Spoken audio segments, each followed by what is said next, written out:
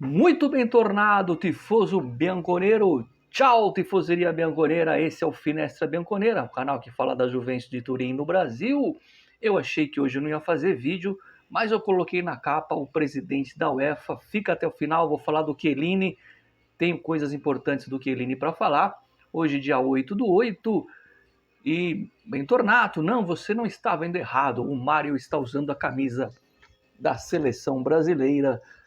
Por causa do Ancelotti? Interrogação. O Mário não vai mais torcer para a Itália? Interrogação. Alma.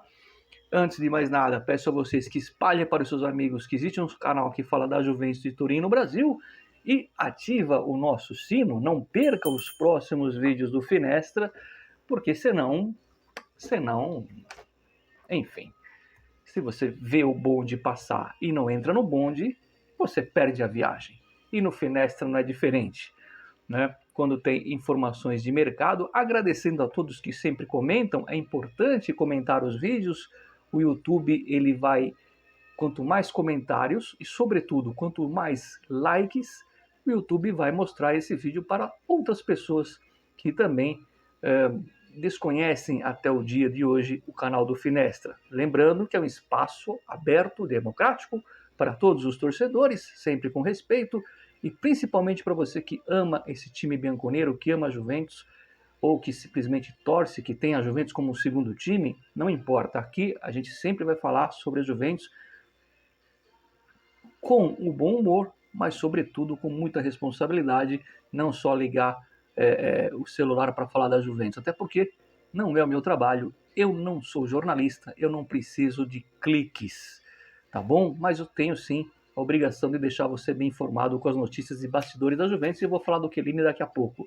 Antes de mais nada, amanhã tem jogo da Itália, vai ser o mesmo esquema da sexta-feira, a gente faz um comentário por cima, porque vamos falar de Juventus em primeiro plano, mas hoje o treinador da Itália foi demitido pelo Gravina. Quem que vai demitir o Gravina? Porque o Gravina demite, mas ele não é demitido, né? Não estou aqui fazendo nenhuma defesa do Spalletti, não. A época do Spalletti, para mim, já foi, né? Teve até um rapaz que comentou, acho que foi o Lucas, eu não tenho certeza, Lucas Macedo, um abraço para ele, não sei se foi ele, ou foi o Siqueira, não lembro. Abraço para os dois, abraço para todos, abraço para o César, o Japa César.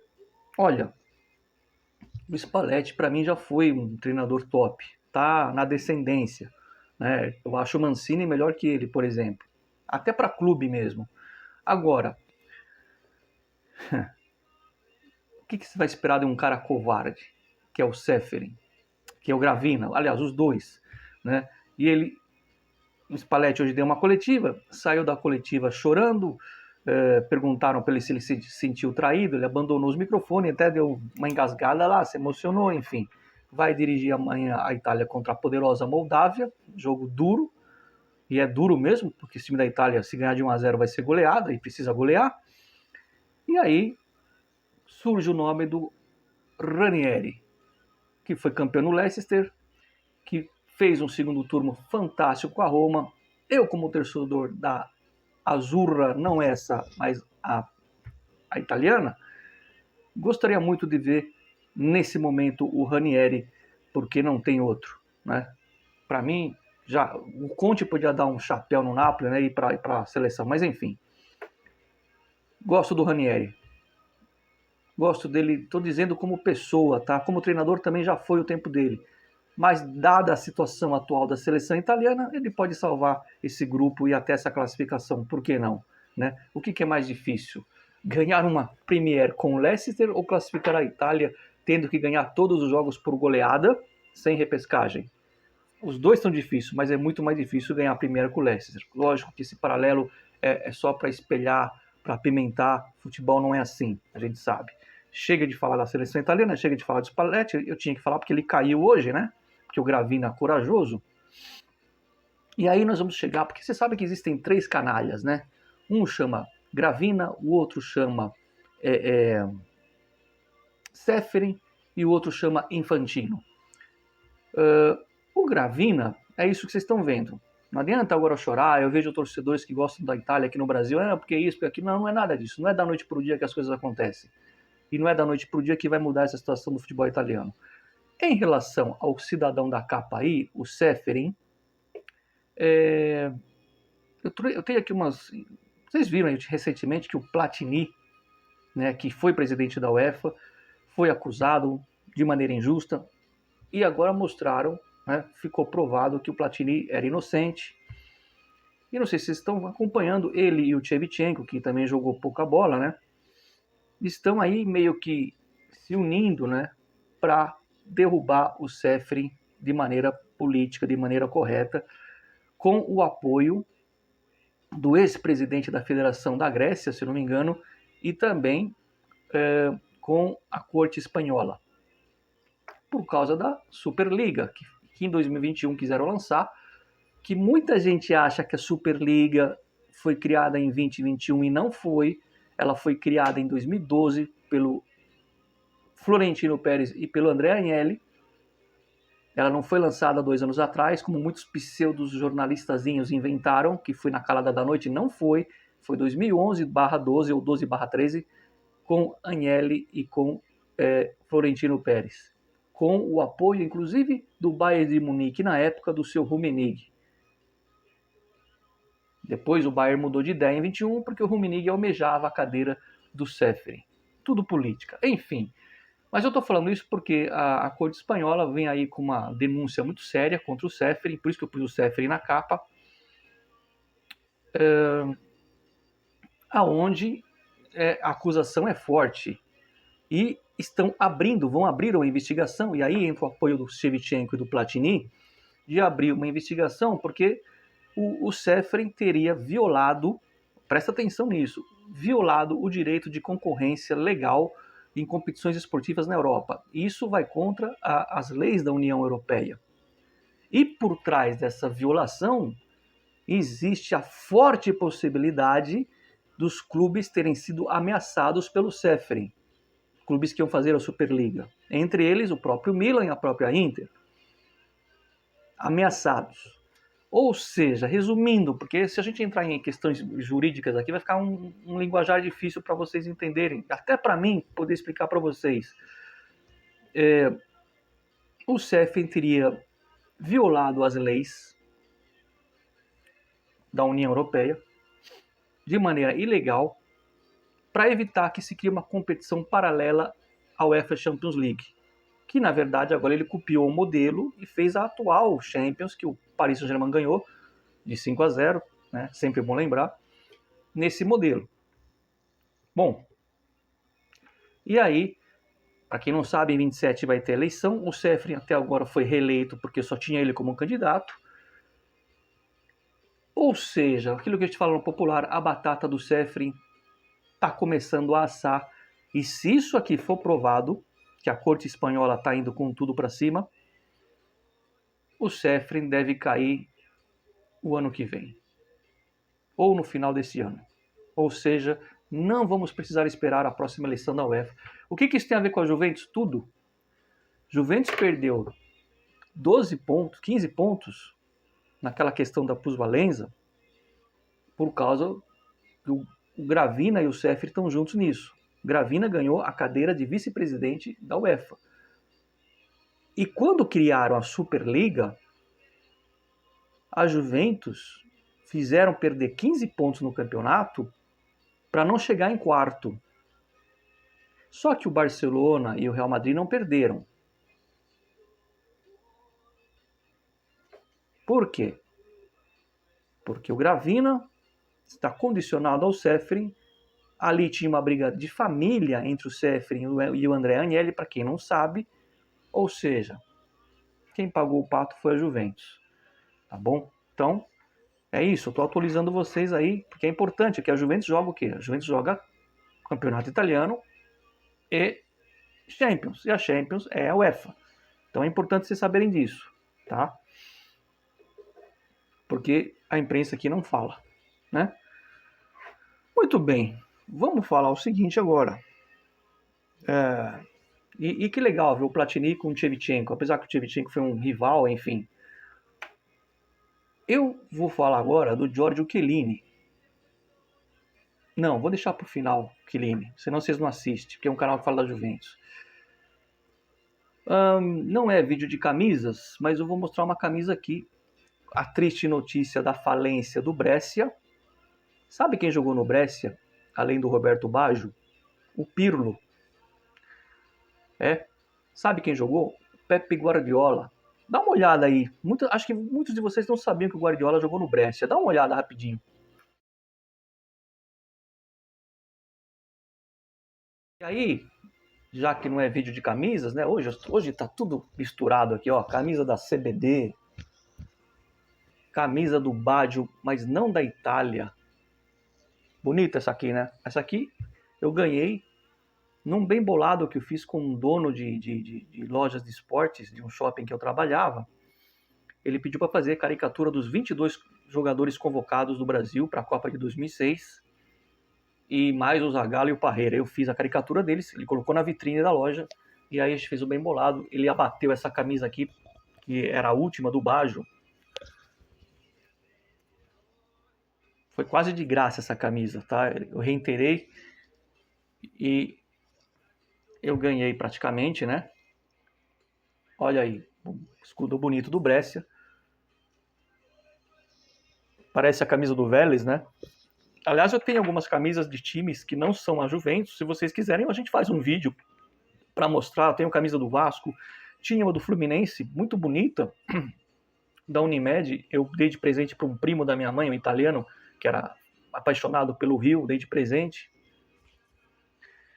E outras camisas mais, inclusive da Salernitana, do Palermo, da Itália, enfim. Mas tá aí, ó. Então eu fico triste com essa situação do Brescia. Não sei se o Brescia vai renascer, como renasceu o próprio Napoli, a própria Fiorentina. O Napoli tinha fechado as portas um tempo atrás, né? Enfim, tomara que alguém ali ressuscite o Brescia, né? Um time tradicional. E que até onde eu sei nunca falou bobagem da Juventus. Mas fica aqui uma homenagem também ao Cristiano Ronaldo. Ronaldo, os mais velhos do canal vão lembrar. Vem pra cá. Vem pra cá, Ronaldo. Vem pra cá, olha aqui. Ronaldo, faz um gol, hein? O Ronaldo, hoje a Copa das Nações, que é um torneio inventado pela FIFA para substituir os amistosos, né? A data FIFA não é um torneio que é importante, né? Não é uma Eurocopa, por exemplo. A Eurocopa que foi ganha no passado pela Espanha, não é isso? E pela Itália em 21, não é longe de ser isso. É só um torneio para substituir aí os amistosos em data FIFA. Não é um torneio importante, mas o Ronaldo mostra todo o seu físico, toda a sua disposição, fazendo mais um gol. Foi 2-2 e nos pênaltis deu Portugal. Mas assim, sem querer causar polêmica, aí vocês têm que comparar ele com o Messi. Não dá para comparar ele com o Messi com Maradona e Ronaldo com Pelé. Eu sei que são épocas diferentes. Eu, por exemplo, vi o Maradona, gênio, com G maiúsculo. Nada a acrescentar. Ah, mas o Maradona não jogaria hoje com essa velocidade toda e com esses menos espaços. Eu também não sei se o Messi jogaria naquela época com jogadores de altíssimo nível em todas as seleções. Não se esqueçam que o Maradona tinha como rival, ele jogava num time pequeno, com todo respeito ao Napoli, ele jogava contra Gullit, Van Basten, contra Matheus, Klinsmann, ele jogava contra esses caras, contra Platini, na Juventus. Ou seja, um time pequeno que batia no Milan, na Inter e na Juventus com esses caras. Era mais difícil. Bom, são épocas diferentes, não estou comparando, mas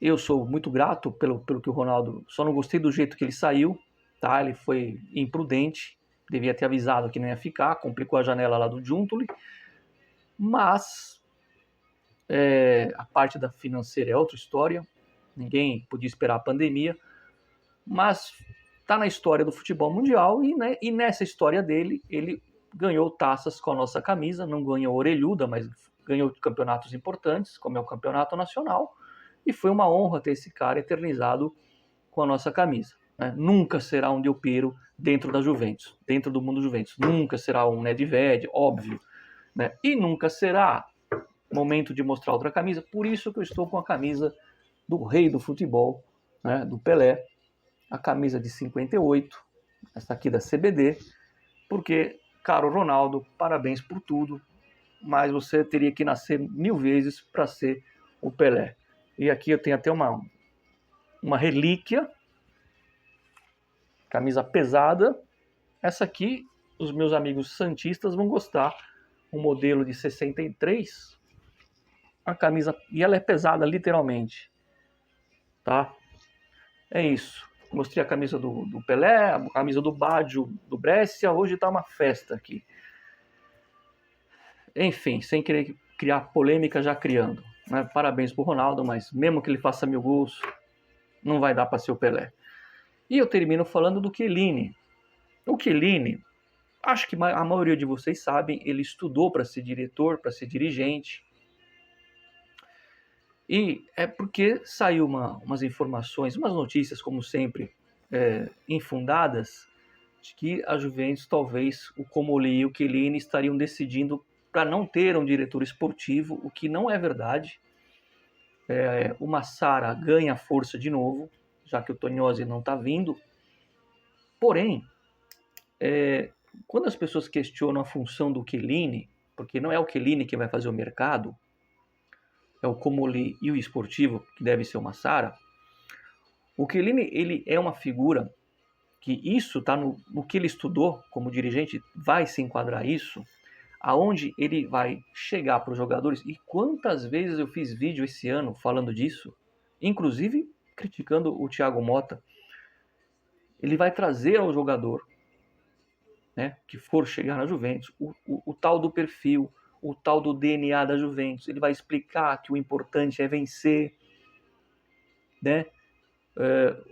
A estrutura do clube, que no passado teve jogadores como Eli Chiellini, como Scirea, como Gentili, enfim, caras que fizeram a história.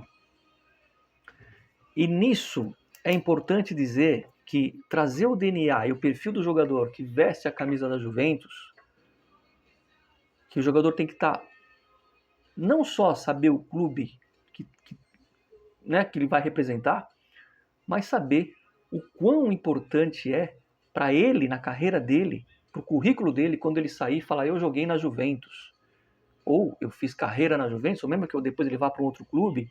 Por exemplo, o Zidane depois foi para o Real Madrid e ganhou mais no Real Madrid. Mas não tem nenhuma situação que você ouve falar do Zidane, isso na Europa, aqui no Brasil não sei, que você não associa ele à imagem da Juventus. Até porque todos os eventos festivos, o Zidane está lá, com a nossa camisa, jogando no time de Masters, de Seniors, as grandes estrelas bianconeiras. Então, o papel do Chiellini, além de ser um braço direito do diretor, no sentido de filtrar contratações, no intuito de cometer menos erros, ele já vai ver, se o cara não tem o perfil, a Juventus nem vai atrás. Além disso, é na hora que chegar o jogador, ele, Chiellini, passar... Lembram que eu fiz um vídeo uma vez que o Boniperti pegava um cara que chegava na Juventus? Isso aqui é fato, tá? O Boniperti chegava e fazia um tour com o cara pela sala de troféus e pelas fotos do clube antes de assinar. É isso que o Chiellini vai fazer, mas não dessa forma de mostrar, isso é o de menos, né? Tentando explicar para ele o que é o DNA bianconeiro e aonde o cara está chegando. Isso é fundamental até na questão psicológica para o cara que chega na Juventus. Então, porque estou falando isso porque muita gente me perguntou qual vai ser o papel do Chiellini. Não, ele não vai ser uma figura decorativa. Repito, ele vai exercer o que ele estudou na formação, tá, como gerência de futebol. E vai usar a sua figura, a sua experiência, a sua vivência no clube para passar essa identidade para o jogador que chegar na Juventus. Eu apoio demais isso. Ponto final no Finestra de hoje, um Finestra cheio de camisas diferentes, mas é claro que o que importa é a alma, e a alma é bianconeira. Like, sempre Forza Juve. Vinola Fine, amanhã a gente faz um comentário por cima do jogo da Itália, e com certeza vamos falar de Juventus. Eu vi todos os comentários, Por que não traz esse atacante? Por que não traz aquele? Amanhã a gente fala sobre isso. Boa noite a todos. Sempre Forza Juve, fino alla fine. E eu ia imitar o Pelé, mas não pode, senão vão multar aqui. Mas enfim, nos vemos. Tchau.